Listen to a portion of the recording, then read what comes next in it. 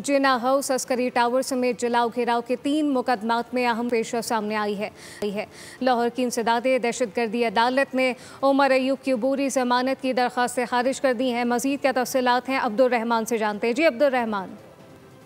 जी बिल्कुल, इंसदादे दहशतगर्दी लाहौर की खुसूसी अदालत के जज मंजर अली गिल ने साबिक अपोजिशन लीडर उमर अयूब की अबूरी जमानत की दरखास्तों को खारिज कर दिया है। अदालत ने उमर अयूब की 1 रोजा हाजिरी माफी की दरखास्त भी मुस्तरद कर दी। अदालत ने अदम पैरवी की बिना पर अबूरी जमानत की दरखास्त है वो खारिज की है। अदालत ने अपने रिमार्क देते हुए कहा है कि अगर सजा होगी है तो मुल्ज़म जो है वो अदालत के अंदर सरेंडर करे।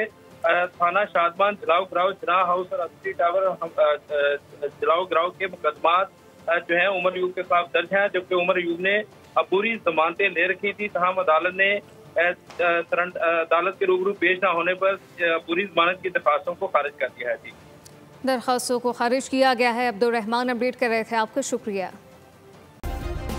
सब्सक्राइब करें और बेल दबाएं ताकि कोई खबर रह न जाए।